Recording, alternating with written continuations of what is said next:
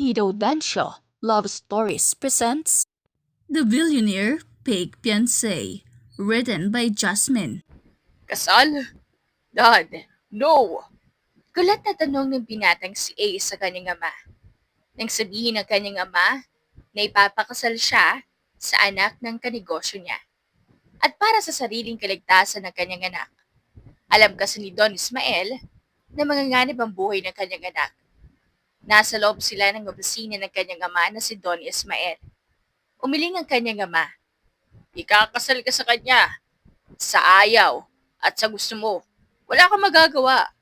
Para sa'yo din to, anak. Madiin na sambit ni Don Ismael. You're just kidding, Dad, right?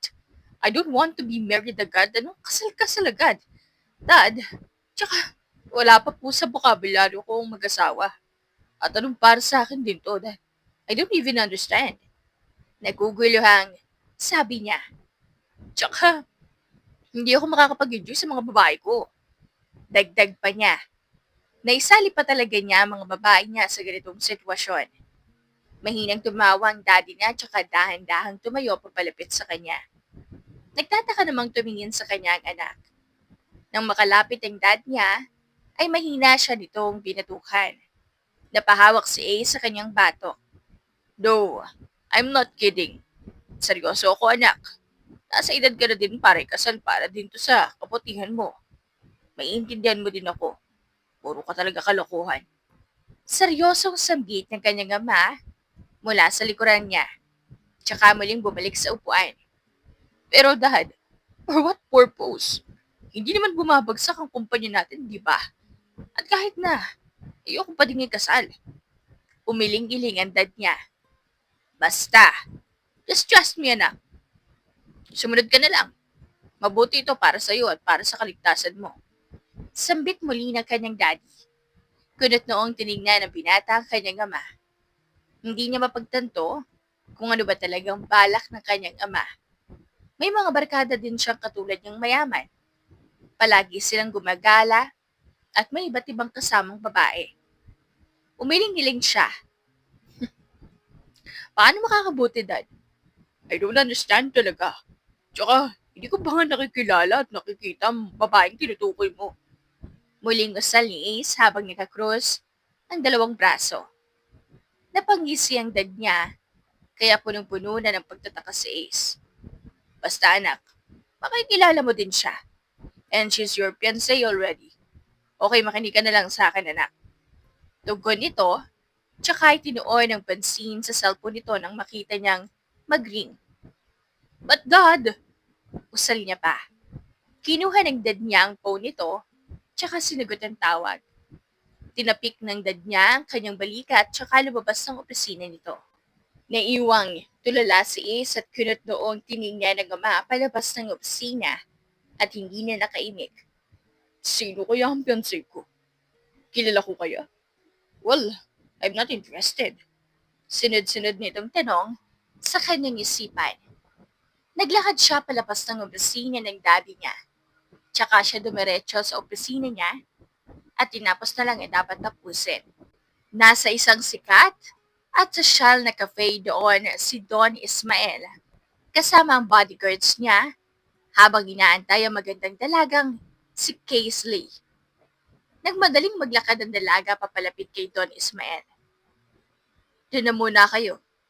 May importante lang kaming pag-uusapan. Sambit nito. Tumango ang mga bodyguards nito at saka umalis ang mga lalaking nakapalibot sa kanya. Tito, nakangiting sigaw ni Casely. Nilingon siya nito at saka tinawag. Agad na lumapit si Casely. Hello, Tito. Good morning po.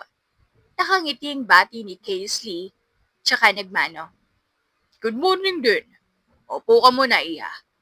Nakangiting sambit nito. Naupo si Casely habang kaharap niya si Don Ismael. How are you, Iha? Tanong nito. Doing good, Tito. Ikaw po. Kamusta na? Nakangiting sagot ni Casely. Inayos din ni Don Ismael ang kanyang salamin bago tumango. May lumapit na waiter sa kanila. Nakangiti itong bumati sa kanila. Good morning, ma'am, sir. Ito po yung menu. Nakangiting sambit ng lalaki tsaka ibinaba ang menu. Order what you want, Iha. Tumango lang siya tsaka sinabi ang order niya. Give me a coffee americano. Sambit ni Don Ismael tsaka iniabot ang menu.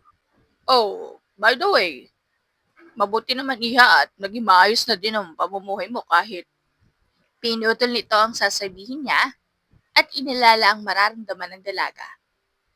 You look so beautiful, Iha. Dagdag niya. Napakamot ng ulo si Casely nang makaramdam siya ng hiya. Opo, kinakaya na naman. Siya nga pala dito. Bakit niyo po pala ako pinatawag? Sambit niya. Kita ni Casely ang pagbabago ng ekspresyon ni Don Ismael. Naging seryoso mukha nito bago muling magsalita. Pakasalan mo ang ano ko, Iha. May importante akong dapat ayusin kapag natapos yun. Aayusin ko din agad ang divorce papers nyo. Seryosong sambit nito. Nanlaki ang mata niya nang marinig ang mga katagang lumabas sa bibig ni Don Ismael. Po? Ano pong ibig mong sabihin, Tito? Pakakasalan? Bakit po?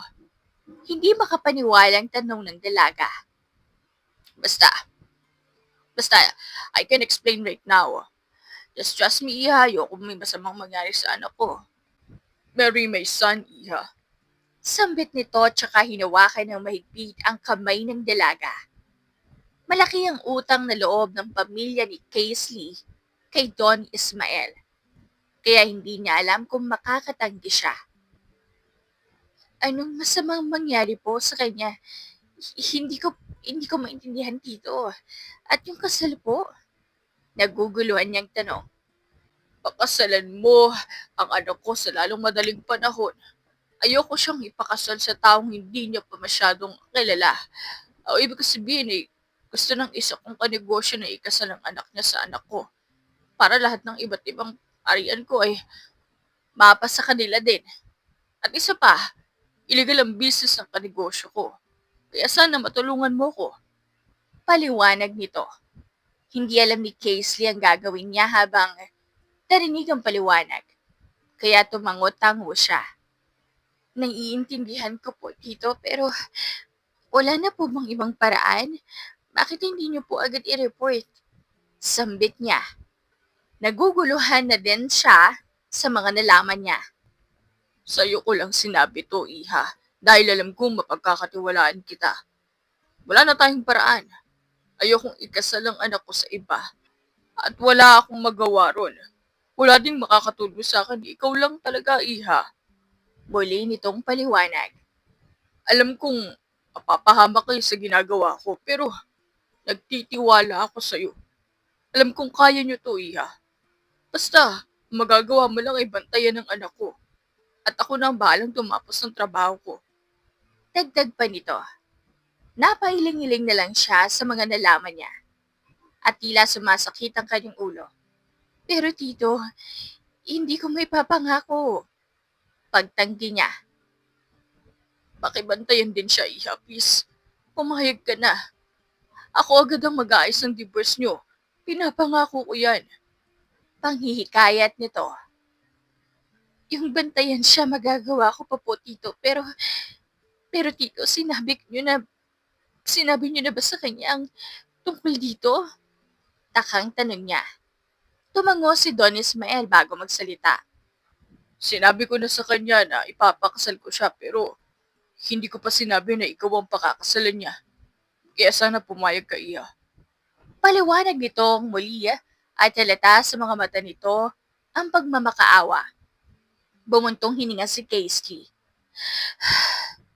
Sige. Sige po, papayag na po ako dito, pero hindi naman po ito tatagal, di ba? Tanong niya muli. Dumating na rin ang kanilang order. Salamat, Iha. Tatanawin ko tong utang na loob. Oo naman, hindi ito tatagal. Sasabihin ko na din sa kanya agad. Sagot ni Don Ismael, tsaka humigop ng konting coffee sa maliit na baso. Naku, ang pamilya ko nga pong may utang na loob sa inyo, tito. Nahihiya niyang sambit. Umiling-iling si Don Ismael. Huwag mo nang isipin yun. Naging mabuti naman ang magulang mo sa akin dati nung nagtatrabaho pa lamang sila sa mansyon. Nakangiting sambit nito. Salamat sa pagpayag, Iha. Tumango-tango si Casey. Walang anuman dito. Tiwala po ako sa inyo. Napakamot naman si Casey sa kanyang ulo. Kamusta pala pagiging detective mo, Iha? Tanong nito sa kanya. Nakaramdam ng lungkot si Casey at napayuko ang ulo. Umiling-iling siya.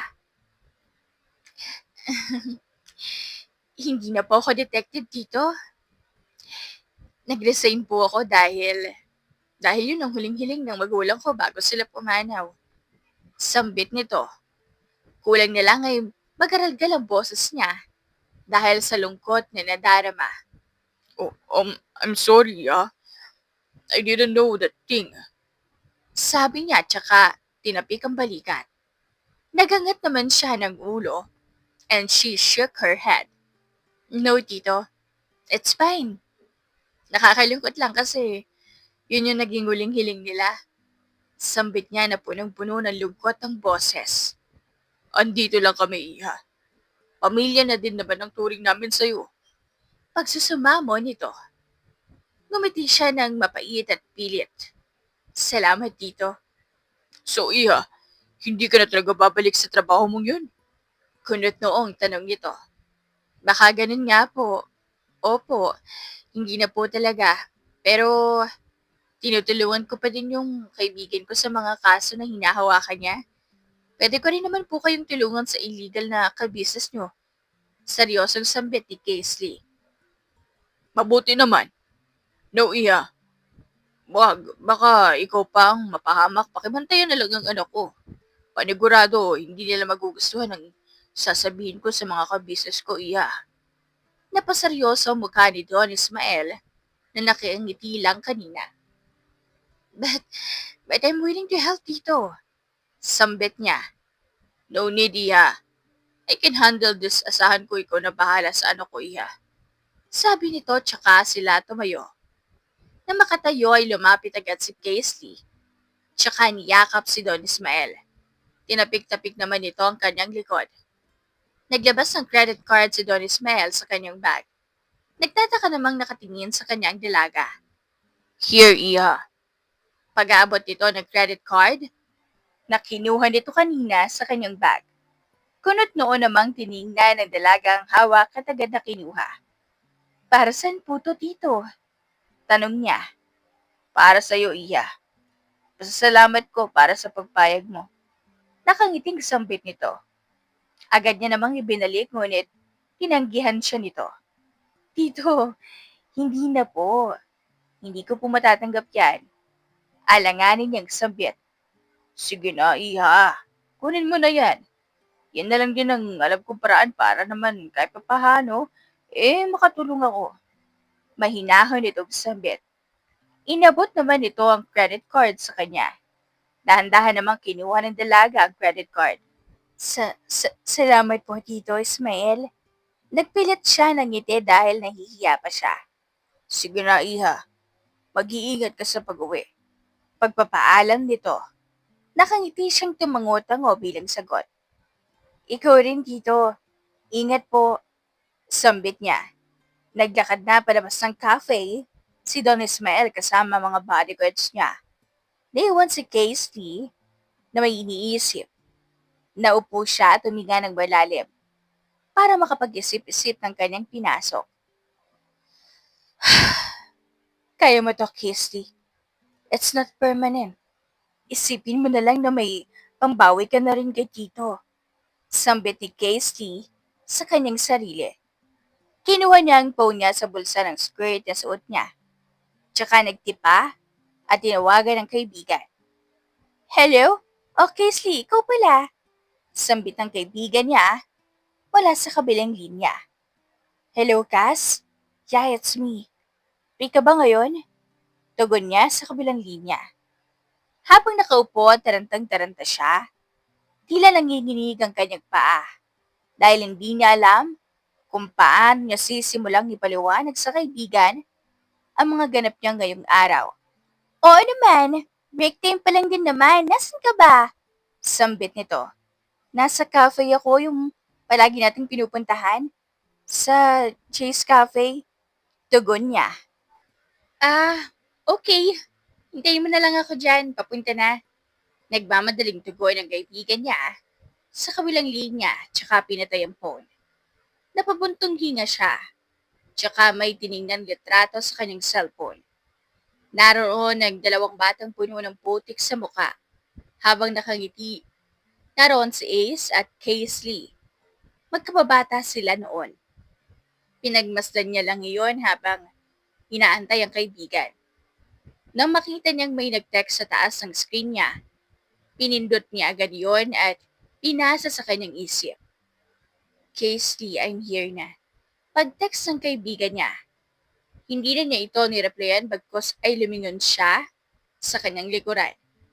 Nang makita niya ang kaibigan, ay lumawak ang ngiti niya at saka niya ito sinalubong. Ginitian din naman siya nito, niyakap ng dalaga ang kaibigan bago inayang maupo. Upo ka, Cass. Nakangiting sambit niya. Ngunit nagtaka siya nang makita niya at mapansin niyang may kasama itong lalaki. Boyfriend mo? Takang tanong niya. Natatawang umiling-iling siya. Partner ko sa trabaho. Natatawang sambit nito. Akala ko naman may boyfriend ka na. Nakangising sabi niya. Mahina siyang hinampas ng kaibigan tsaka mainang tumawa. Oo nga pala, si Angelo, partner ko. Angelo si Kaisley, kaibigan ko. Pagpapakilala ng babae. Tumango-tango siya bilang sagot. Tila hindi natutuwang makitang makeup partner si Cass na kaibigan niya. Dahil alam niyang siya lang naman ang katulong ng babae sa pag-solve ng kaso kahit na matagal nang nag-resign si Kaisley. Nilahad ng binata ang kanyang kamay para makipag-shake hands kay Kaisley. Angelo, nakangiting sambit ng binata sa kanya. Kinalabit pa siya ng kaibigan bago kunin ang nakalahad na kamay ng binata. Nakipag-shake hands siya. Kaisley, tawango naman ang binata. Naupo sila at kunot noong tinignan ng kaibigan. Punong-puno siya ng pagtataka at maraming katanungan. Kunwari siyang umupo. Bakit yan nandito? Bulong niya sa kaibigan. Partner na, di ba? Pero kailangan dalawa lang tayong makaalam sa sasabihin ko. Ines niyang sabi. Okay, kalma. Angelo, hinahanap ka na ni Chip? Susunod na lang ako? Sambit ng kaibigan niya. Takang tanong ng lalaki. Dahan-dahan nitong hinila ang binata patayo. Nagpahila naman ang binata at tumango-tango naman ito at saka umalis. Sinundan ng mata ni Kaisley ang binatang naglakad paalis. Nagulat siya nang bigla siyang lingunin nito ng nakangiti. Kaya umiwas siya ng tingin at ibinaling ang tingin sa kaibigan. Nanlaki ang mata niya nang mapagtanto niyang nakangiti na ang kaibigan niya. Bakit? Gulat na tanong niya. Natatawang umiling-iling ito. Wala. Tugon nito. Partner mo talaga yun? Kunot noong tanong ni Kaisley. Oo, kahapon lang.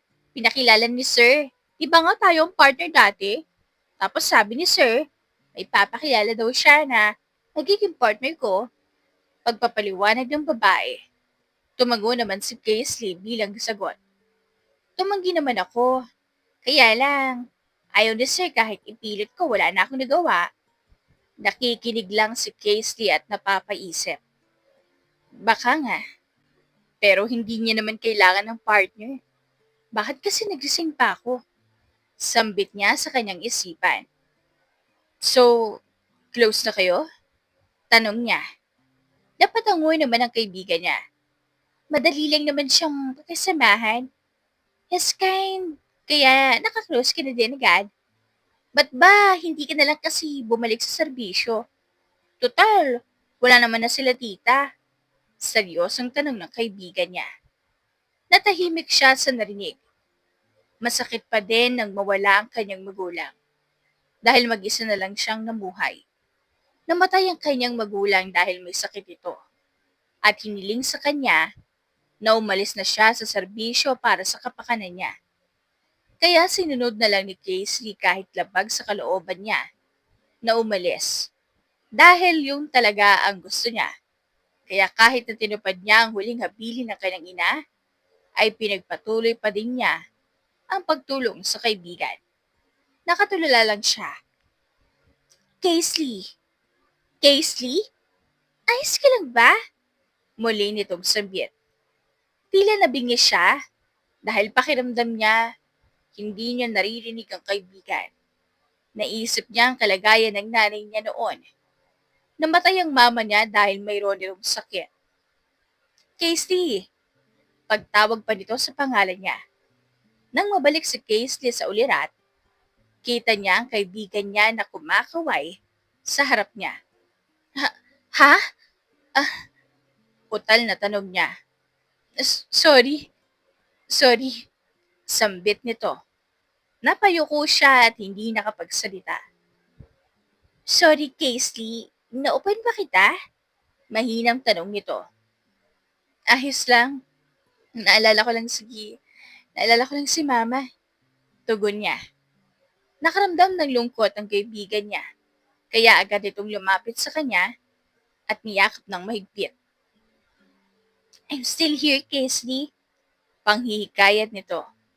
Naiangat niya ang ulo niya at saka pilit na ngumiti. Nang maalala niya ang dapat sabihin, ay sumeryoso ang muka. Tsaka napabuntong hininga siya. Ang lalim sabi nito. Wala yun. Kamusta pala yung case na hinawakan mo? Pag-iiba niya ng usapan. Dalawa na kaming may hawak. Inaalam pa din namin hanggang ngayon kung sino at nasaan lugar ninakaw. Tugon nito. Tumango-tango si Casey bilang sagot. Okay. Wala pa din kayong information hanggang ngayon? Takang tanong niya. Umiling si Cass. Masyadong magaling ang mga magnanakaw na yon. Napagplanuhang mabuti. Tumango si Casey. So, ano pala yung sasabihin mo? Curious na tanong ni Cass. Gulat niya siyang tinignan. Ganito kasi, Cass. Gusto kong ipakasal ni Tito Ismael sa nag-iisa niyang anak. Paliwanag niya. Pinanlakihan siya ng mata dahil sa gulat. Ano? Kasal? Gulat na tanong niya. Hinawakan niya ang kaibigan para pakalmahin. Napalakas kasi ang boses nito. Kaya pinagtinginan na tuloy sila ng mga tao sa cafe. Napatakip ng bibig si Cass nang mapansin niya. Ang OA. Kalma lang kasi, Cass. Patapusin mo muna kasi ako. Dagdag niya. Pabitin kasi.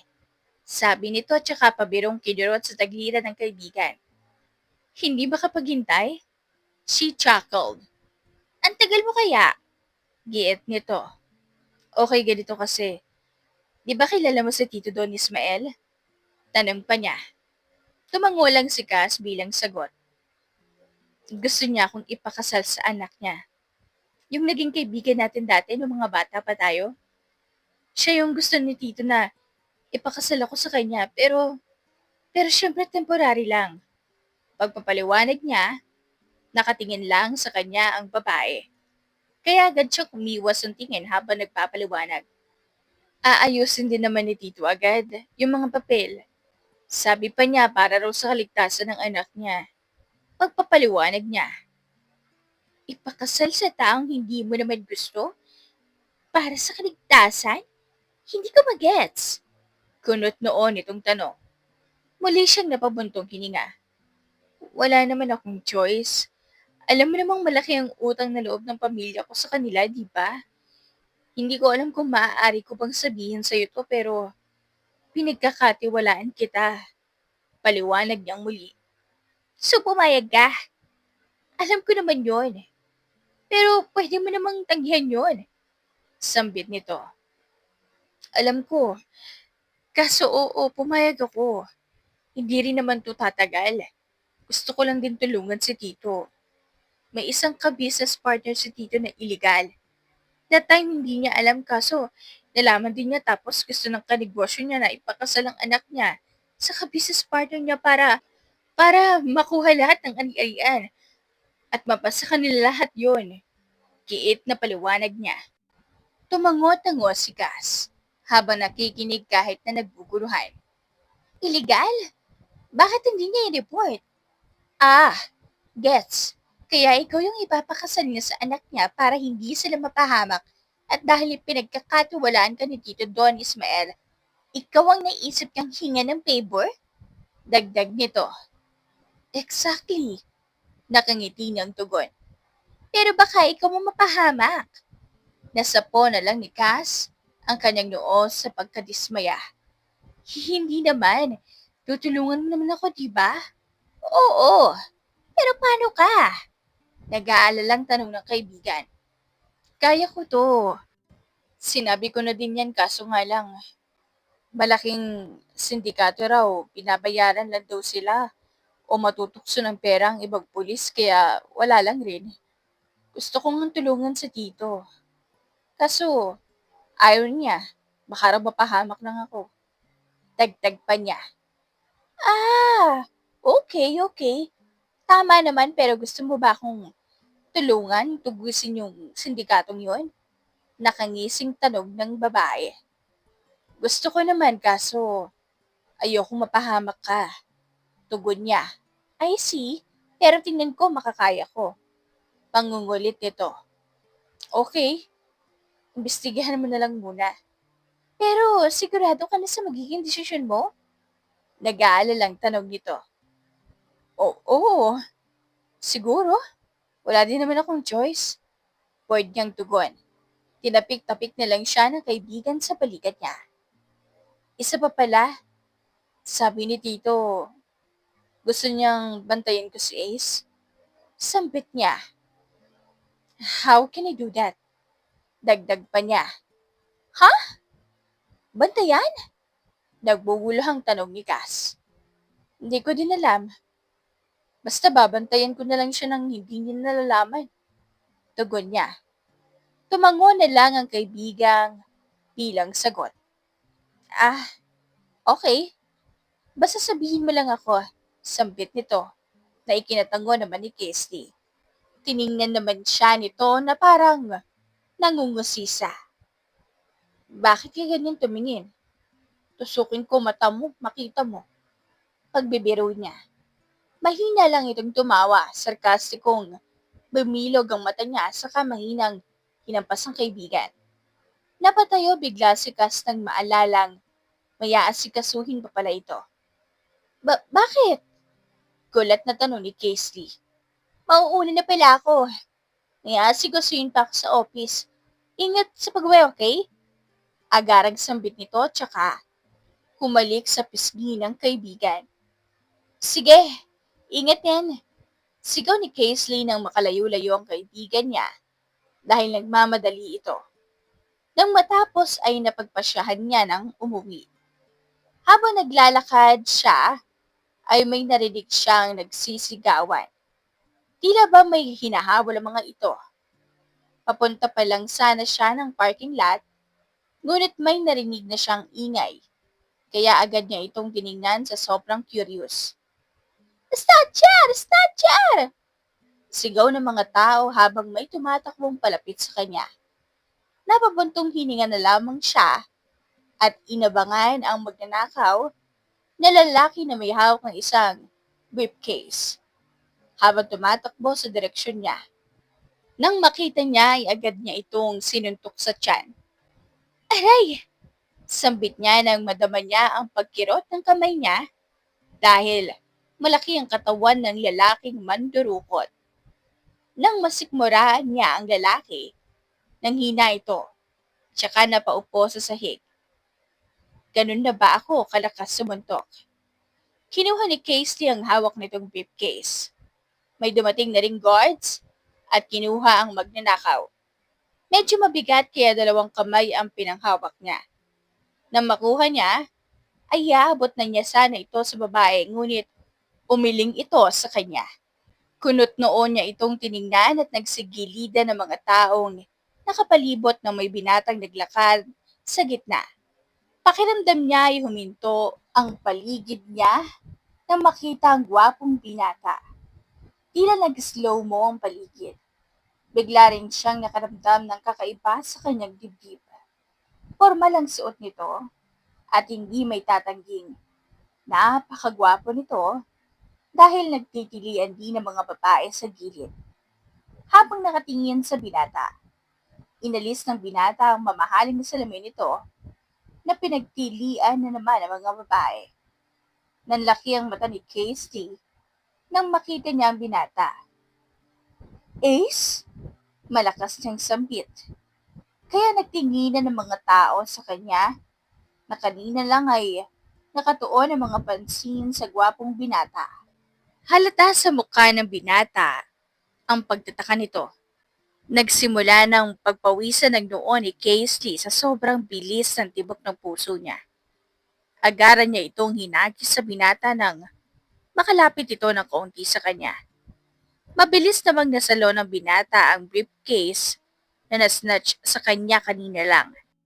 Nang maihagis ni Casey ay agad siyang tumalikod at nagmadaling maglakad papuntang waiting shed. At hindi na dumiretso sa parking lot para kunin ang kanyang kotse. Ipapadala na lang niya mamaya. Miss, wait. Sigaw ng binata. Hindi na lang pinansin at pinipilit niya ang sariling huwag lingunin ng binata. Miss, sandali. Sigaw pa nito. Narinig niya kahit malayo-layo na ito. Ilang minutong paglalakad ay nakarating din siya sa waiting shed tsaka naupo. Pawis na pawis siya sa sobrang kaba at gamit ang kamay pinunasan ng sarili. Nang may maramdaman siyang presensya, hindi niya iyon pinansin. May nakita siyang kamay na may hawak na panyo na ibinibigay sa kanya. No need, pero salamat. Sambit niya. Hindi nagsalita ang binata, bagkus ay nakaganon pa din siyang posisyon. Nakalahad pa din ang kamay niya na may hawak na panyo. Nagtataka siya, kaya kinuha niya ang panyo tsaka pinunas sa muka.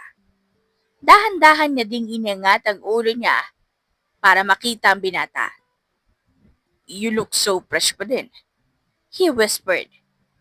Nang maiangat ang ulo, ay nanlaki ang mata niya nang makita niyang ang binatang si Ace tsaka nahinto sa pagpunas sa mukha.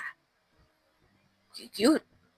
Mahinang sambit ng binata na tama lang na maririnig ng dalaga. Kita niya ang gwapo nitong mukha na nakangiti sa kanya. Bumilis ang tibok ng puso niya na para bang nagtatatalon sa tuwa. Mas lalo siyang pinagpawisan. Nakaramdam siya ng ilang nang magkatitigan sila sa mata ng ilang segundo. Here, sambit ng binata, tsaka inabot sa kanya ang panyo. Kunin mo na. Tingnan mo, pawis na pawis ka na. Sabi ng binata tsaka kinuha ang kamay nito at ibinigay ang panyo. Nagulat siya sa ginawa ng binata. Napahawak pa siya sa puso niya sa sobrang bilis ng tipok. Salamat. Pilit siyang ngumiti sa binata. Nang may makita siyang bus na huminto sa kinatatayuan nila, ay agaran siyang sumakay nang hindi tumitingin sa binata. Nang makapasok siya, agad siyang dumiretso sa dulo dahil yon ang natitirang space na lamang. Napahinga siya ng malalim at isinandal ang ulo niya malapit sa bintana. Mabuti na lang at mag-isa siya. Pansin niyang hindi pa umandar ang bus, kaya nagtaka siya. Napalingon siya sa harap kung may sasakay pa. Napailing na lang siya nang may makita siyang paang paakyat. Tsaka niya muling sinandal ang ulo sa bintana. At hindi na pinansin iyon. Saglit niyang ipinikit ang mata niya nang maramdaman niyang umandar na ang bus. Saglit din siyang nakaidlip. Ilang minutong lumipas, may kanina pa siyang nararamdamang presensya. Nakaramdam din siya ng bigat sa balikat niya. Dahan-dahan niyang iniumulat ang kanyang mata. Nang maimulat niya ang mapupungay niyang mga mata, ay agad na nalaki ang mata niya nang makita niya ang binata na nakasandal sa balikat niya. Palihim siyang gumiti. Naalala niya ding iniwan niya ang kotse niya. Habang pinagmamasdan ng gwapong mukha ng binatang si Ace, sinundan pala siya o baka naman nag-assume lang. Ramdam na ramdam din niya ang pagbilis ng tipok ng puso nito na para bang tumatalon-talon.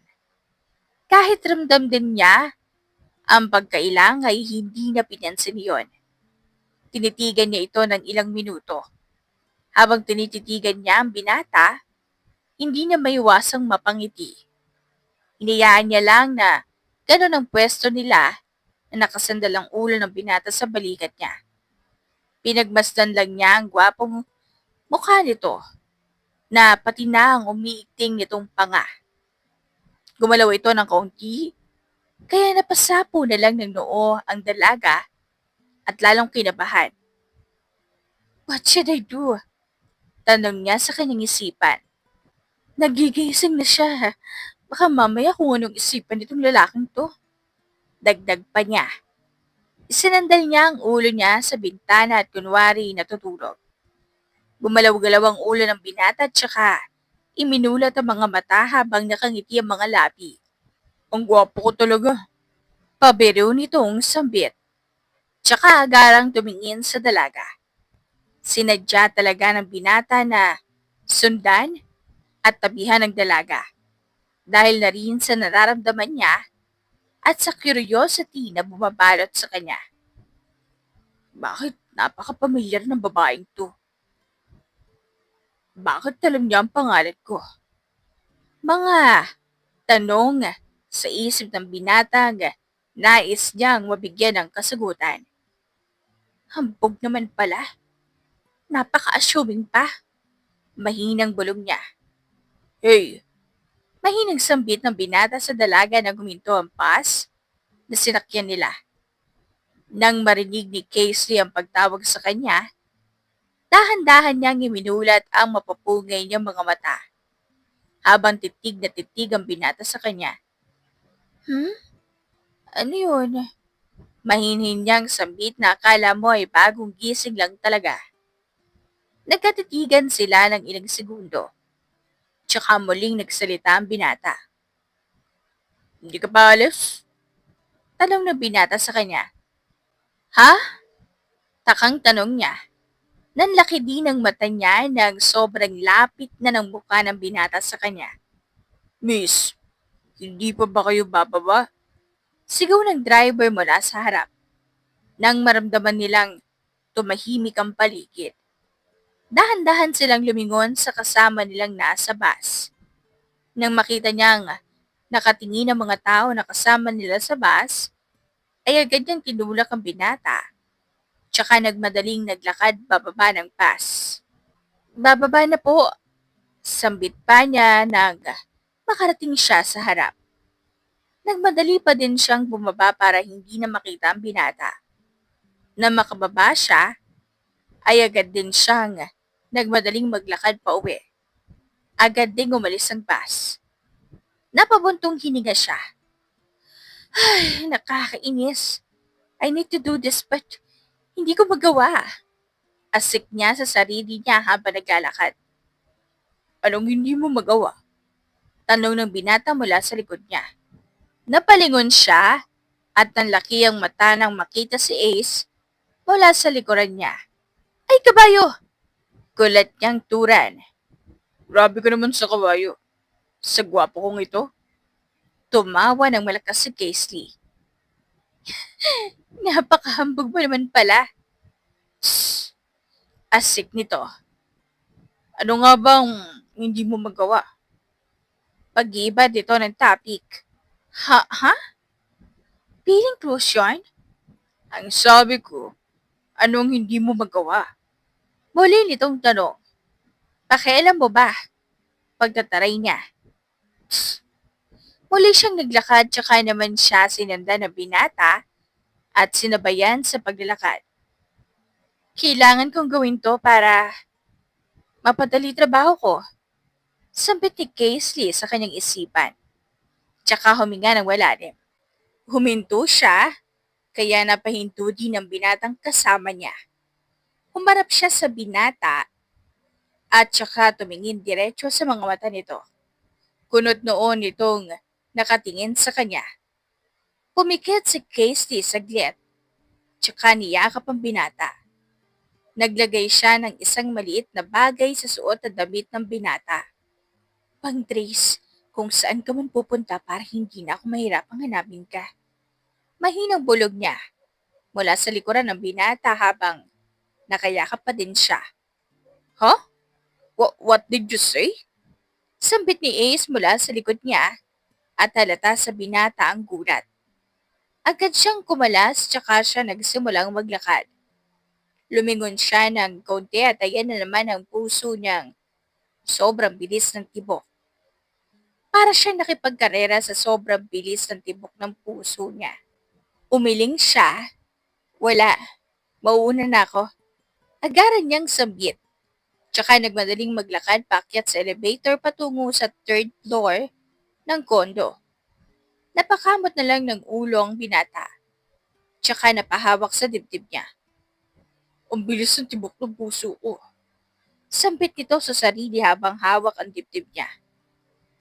Pakiramdam ko, kapag tinitingnan ko siya sa mata, mas lalo akong mahuhulog sa kanya. Dagdag pa ng binata. Nahuhulog? Takang tanong ng binata sa sarili. Pakiramdam ko din matagal ko na siyang kilala. Nakangiti siyang umuwi sa malaki nilang mansyon at napailing na lang sa iniisip. Hello, Tito? Sambit ni Casely sa kabilang linya. Nang masagot ang tawag ni Don Ismael. Yeah, how are you? He asked. I'm fine, Tito. Nag-usap lang sila saglit at agad din namang pinatay ang tawag dahil nga busy si Ismael. Nasa cafe siya ngayon? Takang tanong sa sarili habang makatingin siya sa kanyang cellphone. Nagmadali siyang pumunta ron para sundan ang binata. Nang makarating siya, ay naupo siya malapit sa bintana nang hindi siya nahahalata. Pasulyap-sulyap siya, tumingin habang bandang kaliwa sa direksyon ng binata. Nang magtama ang mata nila sa di inaasahan, ilang segundo silang nagkatitigan at agarang umiwas ng tingin si Casely dahil sa kabang nararamdaman. Napahawak na lang siya sa puso niya. Muntik na ako rin Ba't ba ganun? Ba't ba ganun makatigin yung lalaking yun? Akala mo kakainin ako ng buhay. Sambit niya na parang humahangos ang boses. Uminom siya ng kaunting tubig, tsaka muling sinulya pa ng binata. Nagtaka siya nang mawala ang binata sa inuupuan nito kanina. Inilibot niya pa ang mata niya para hanapin ang binata. Ngunit, puro magkasintahan lamang ang kanyang nakakita. Asan ba yun? Takang tanong niya. Did you find me? Tanong ng binata mula sa likuran niya. Nalaki ang mata niya nang marinig ang pamilyar na boses. Dahan-dahan siyang lumingon nang makita na niya ang binata. Napahawak siya sa kanyang puso nang maramdaman na naman ang pagbilis ng tipok nito. Ha? Gulat na tanong niya. Nagkatitigan pa sila ng ilang segundo. Sabi ko, hinahanap mo ba ako? Muli nitong sambit. Excuse me? Napaka-assuming mo naman. Kunwari galit niyang turan at ipinagpatuloy ang paglalakad. Tumayo na siya at akmang maglalakad na sana, palayo nang hawakan siya sa braso ng binata. Agad siyang napalingon at kunot noon niyang itong tiningnan. Bakit mo ko hinahanap? Muling tanong ng binata, halata sa mga mata nito ang curiosity. Ah, anong hinahanap? Kapal mo naman. Giit niya. Ngumisi ang binata. Halata naman. Na nagwagwapuhan ka sa akin. Ano, tama ba ako? Mayabang na saad nito. Napaka-assuming talaga. Pwisit na lalaking to. Iritang turan sa isipan. Gusto mo ba ako, miss? Ano? Dagdag pa nito. Nilakasan ni Casely ang kanyang loob para gawin ang unang plano. Ano? Interesado ako sa'yo. Pag-amin niya, napapikit na lang siya. Tsaka napayuko ang ulo. Wala na siyang maisip na sasabihin. Tanging ito na lang ang alam niyang paraan para maging close sila ng binata. Napaisip ang binata. Interested? Huh? Sambit niya. Can you be my fiancé? Dagdag pa nito. Fiancé? Takang tanong niya. Oo nga pala. Hindi niya pala alam na ako ang fiancé niya. Natatawang sambit niya sa isip kung kaya't napangisi siya. Yo, being my fake fiancé? Don't worry, babayaran kita. Basta pumayag ka lang na maging fake fiancé ko. Pagpapaliwanag nito, seryoso pa din ang itsura ng binata. Ngunit sa isip-isip nito, sana pumayag siya. Sambit ito sa kanyang isipan. Oo naman, basta malaki ang ibabayad mo sa akin. Agarang sambit ni Casey ng nakangisi. He is so stupid.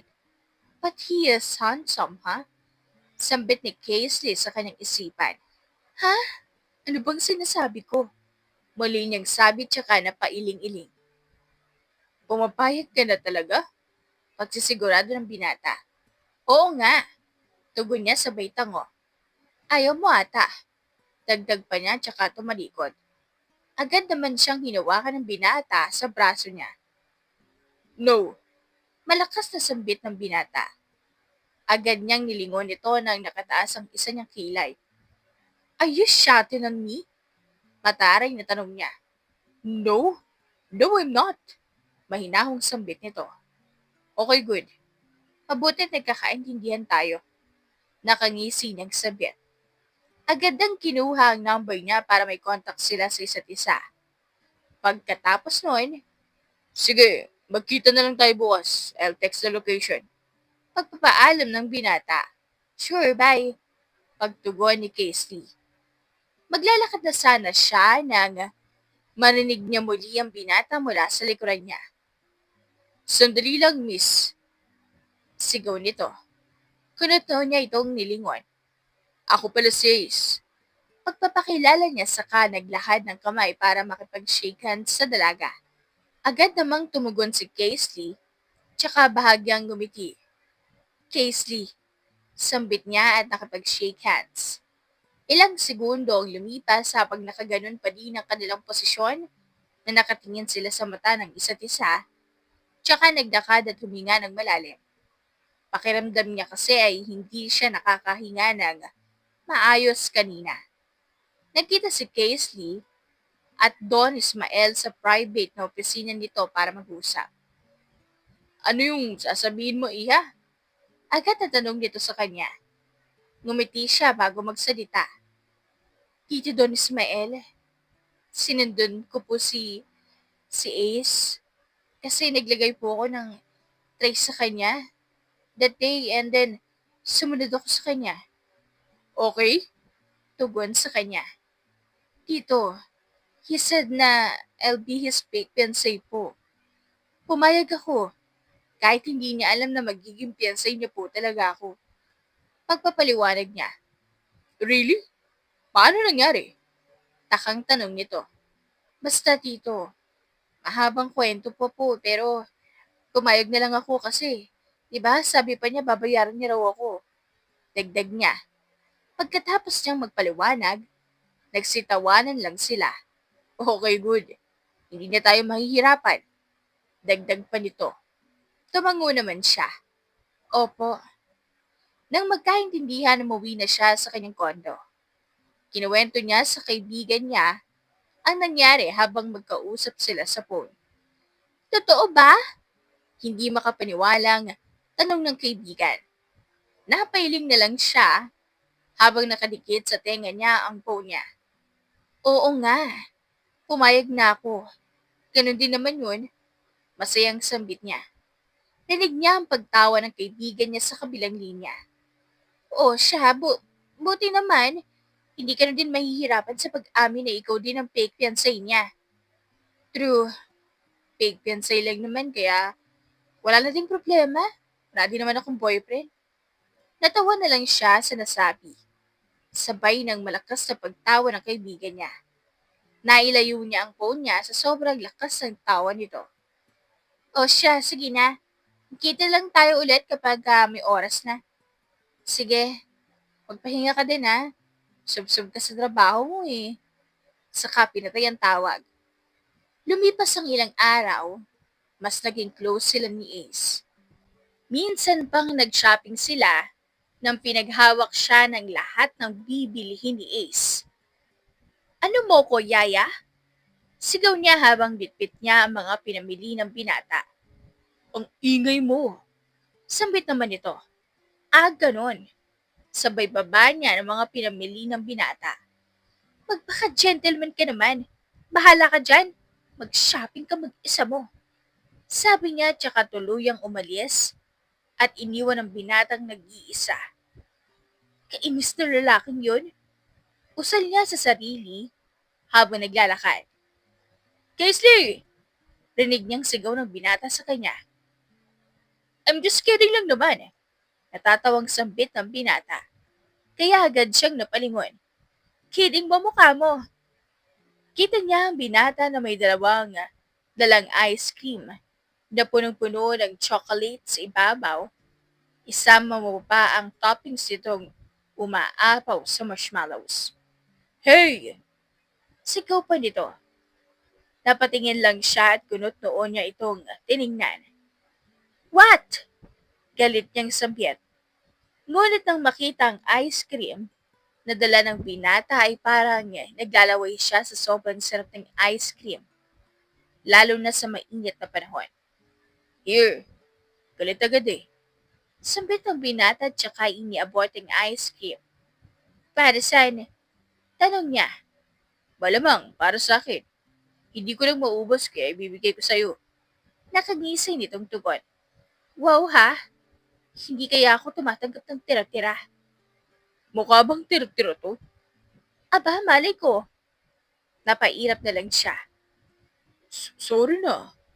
Nakanguso nitong sambit. Bahagyang natawa ang dalaga sa ginawa nito. Tsaka agad na kinuha ang ice cream. Baka kasi matunaw pa at sayang naman. Ayan, marunong naman pala. Apology accepted. Sambit niya na parang bata. Ngumiti ka. Gwapo naman pala kapag nakangiti. Bulong niya. Narinig ko yun. Gwapo naman talaga ako. Sambit nito at nag-smirk pa. Wow, napaka-asyumera mo naman palang hampog ka. Giit niya. Tsaka kumain ng ice cream. Uy, hindi ah. Pero hindi malabong mahulog ka. Ngisi nitong sabi. Umiling-iling na lang siya. Pinagsasasabi mo. Ako? Mahuhulog sa hambog na katulad mo? I'll never ever do that. Pag-iiwas niya ng tingin sa binata. Asus, sabihin mo na maging totoo na ang pagpapakasal natin. Tamo, tigil-tigilan mo ko. Ba't hindi ka makatingin sa mga mata ko? Tanong nito. Paki mo. Sambit niya tsaka muling sumulyap sa mata ng binata at agad na umiwas ng tingin. Nang may dumaan na matanda sa harap nila, para kayo mga batang nag-aaway sa isang candy. Sambit ng lolang nagpadaan nang makita silang nagbabartagulan. Ayusin niyo yung mag-asawa yan, ha? Dagdag pa nito tsaka ngumiti. Hiyang-hiya naman ang dalawa. He grabbed her waist na ikinagulat niya. Ayos lang naman po kami ng asawa ko, Lola. Nahihiyang sabit ng binata at pilit na ngumiti. Pilit din ngumiti si Casely at nang makaalis na ang lola ay agad silang humiwalay sa isa't isa. Awkward ang naganap sa dalawa. Lumipas ang ilang oras, napagpasyahan na nilang umuwi hanggang sa inihatid na siya ni Ace.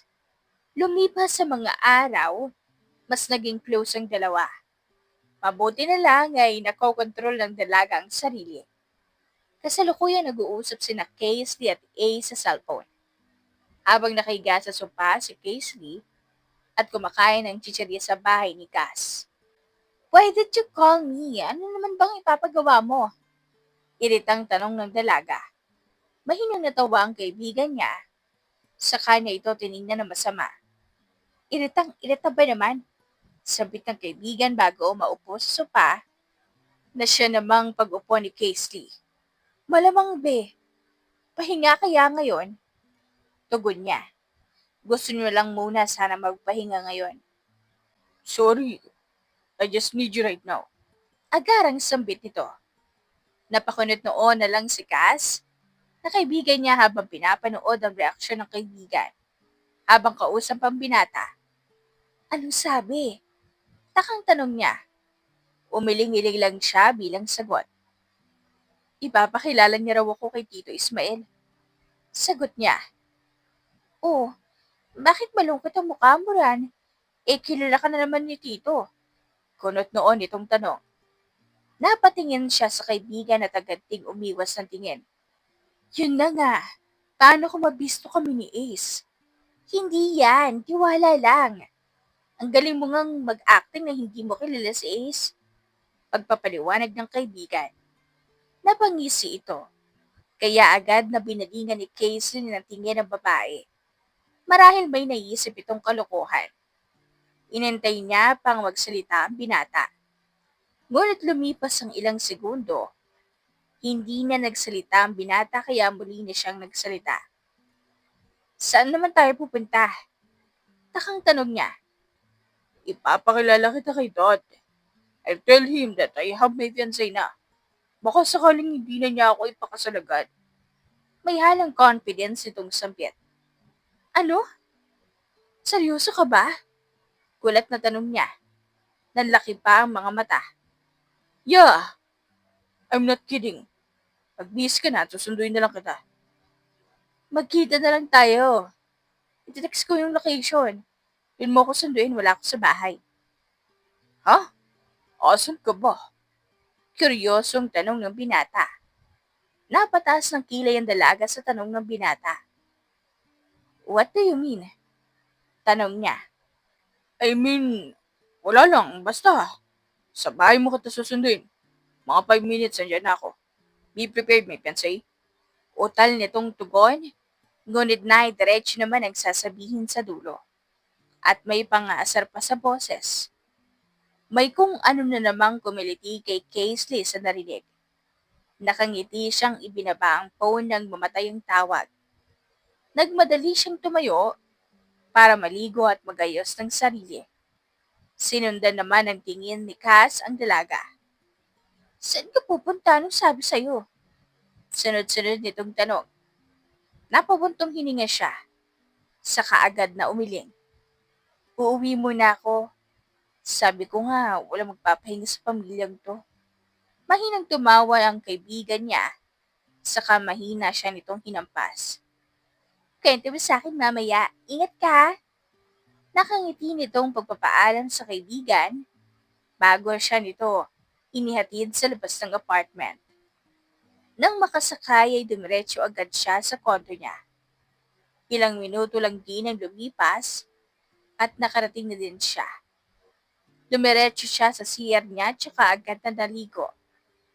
Lumipas ang ilang minuto ay lumabas na siyang nakabihis na. Ano ba yan? Narush pa tuloy yung ligo ko. Ines niyang sambit habang nakatingin sa salamin. Ayos lang. Fresh naman. Bawi niya. Nagsuot siya ng pleated na formal dress na kulay purple. May hiwa pa sa gilid ng design ng dress niya sa baba. Halata din ang hubog ng katawan niya dahil sa pleated dress niyang suot. Naglagay din siya ng accessories at naglagay ng light makeup dahil maganda naman na siya kahit wala siyang makeup. Inilugay na din ang straight at bagsak na mahaba niyang buhok na hanggang bewang niya.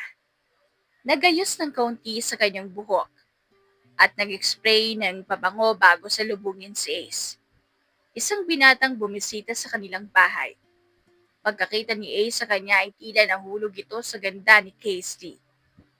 Yung laway biro ng dalaga. Ho? Sagot ni Ace na halatang natulala. Alam ko namang maganda ako. Nakangiting tugon ni Casey habang inaayos ang kanyang buhok. Oo nga, maganda ka naman talaga. Mahina ngunit malinaw na bulong ng binata na nagpabulas ng mukha ng dalaga. Nagpasya silang umalis at pumunta sa opisina ng ama ni Ace. Sa opisina, agad silang napansin dahil sa presensya ni Casey, ngunit naka-chin up lang siya. Proud sa kanyang itsura. Pagdating nila sa harap ni Don Ismael, agad nagmano si Ace at nagpakilala si Casey. Good evening, Dad. Bati ni Ace. Good evening, sir. Sabay na bati ni Casey. Seneryoso ng ama ang sitwasyon. Lalo na nang marinig niyang si Casey na raw ang fiancé ni Ace. She's my fiancé, Dad. Mariing sabi ni Ace. Fiancé? You already have a fiancé, son? Tugon ng ama. But Dad, she's better, just trust me. Matapos ang ilang pag-uusap, napapayag din si Don Ismael. Sige, pumapayag na ako. At sa lalong madaling panahon, ikakasal na kayo. Matapos ang eksena, kinausap ni Don Ismael si Casey ng masinsinan. Mas mapapadali ang ating plano. Ani Don Ismael. Oo nga po, Tito. Tugon ni Casey na tila kasabwat sa isang plano. Pagkatapos ng kanilang pag-uusap, bumaba na siya at nakita si Ace sa may parking lot. Thank you, Kay. Nakangiting sabi nito. Napairap lang si Casey. Gusto mo mag-dinner? Alok ni Ace. No need. Sa bahay nilang, I can cook naman. Sagot niya. Tumangulang ang binata at nagmaneho pa uwi. Samantalang si Casey ay agad ding nagpaalam pagkarating sa bahay. Lumipas ang ilang araw at mas naging malapit na sina Casey at Ace. Isang araw, tinawagan siya ni Ace para pumunta sa isang club. Pagdating niya roon, may lasing na lalaki na nanggugulo sa kanya. Habang kinakausap niya si Ace sa loob ng club, biglang sumulpot ang lalaking ito at halos saktan siya. Mabuti na lang dumating si Ace at sinuntok ang lalaki. Saka sila mabilis na tumakas palabas. Habang nagpapahinga sa labas, nag-usap silang dalawa at nagkapaliwanagan tungkol sa mga nangyari sa club. Nagkulitan pa sila at nagbiro. Ngunit maya-maya, may puting van na huminto sa tapat nila. Bigla silang dinukot ng mga lalaking may takip ang muka. Pagkagising nila, nakatali na sila sa isang bodega. Kasama ang ama ni Ace, si Don Ismael, na bihag din. Napagalaman nilang kasapwat sa negosyo ni Don Ismael, ang lalaking nasa likod ng pagdukot. Gumawa ng paraan sina Ace at Casey para makatakas. Kinamati Casely ang high-tech na relo para makatawag ng tulong at makalabas sa pagkakatali. Nakipaglaban sila sa mga tauhan ng kalaban hanggang dumating ang mga pulis para tumulong. Nahuli ang mga armado ngunit ang pinuno ay nakalapit kay Don Ismael at binaril ito. Dinala agad sa ospital si Don Ismael. Labis ang pag-aalala at pag-iyak ni Ace habang naghihintay ng balita. Pinilit ni Casey na palakisin ang loob ni Ace at niyakap siya nito ng mahigpit. Makalipas ang ilang minuto, lumabas ang doktor at dito nagabang sila ng pag-asa kung ligtas ang ama ni Ace. Lumipas ang oras, hindi makapaniwala si Casey nang umamin si Ace ng damdamin para sa kanya. Labis ang tuwa niya at inamin din niyang matagal na siyang may gusto sa binata. Kahit pa mahirap itong pakisamahan. Nagyakapan silang dalawa, puno ng saya at kilig. Pagpasok nila sa bahay, nakita nilang gising na si Don Ismael at humingi ito ng paumanhin sa pagkakadamay sa kanila. Ikinatuwa ni Ace ang maayos ng sitwasyon at sinabi ni Casely na naipaliwanag na niya ang lahat. Lumipas ang ilang linggo at nakalabas na ng ospital si Don Ismael. Naging opisyal na magkasintahan sina Ace at Casely. Bagamat na natili pa rin ang kanilang kulitan at bardagulan, may mga sweet at nakakatawang tagpo tulad ng pagtutulungan nila tuwing may dalaw si Casely at pagbili ni Ace ng mga paborito nitong pagkain. Sa kabila ng kanilang asaran, kapansin-pansin ng pagmamahalan at palasakit sa isa't isa. Hanggang sa dumating ang panahon na nagpakasal na sila. Wala nang humadlang sa kanilang pagmamahalan at masaya silang magkasama habang binibigyang halaga ng pamilya at mga kaibigan ng kanilang pagmamahalan. Isang masayang family picture ang nagselyo sa kanilang bagong yugto bilang mag-asawa. Sa wakas, naituloy na din natin yung sa mahabang panahon nating pagpaplano at may pa-fake fiancé pa tayo. Nakangiting sambit niya habang nakahiga sa dibdib ng kanyang asawang si Ace. At ang sweet nila tingnan, na akala mo'y hindi sila nagpapartagulan. Oo nga eh, simula pa lang din naman. Mahal na mahal na kita. Mas mahal kita. Aba, dapat lang. Mahal na mahal kita, asawa kong gwapo. Nakangiting sambit ni Casey habang nakatingala sa binata. Ako din po. Mahal na mahal kita. Asawa kong maganda? Sambit nito.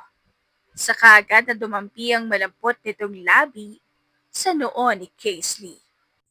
Wakas! If you like the story, please like and subscribe for more wonderful stories. Paalam!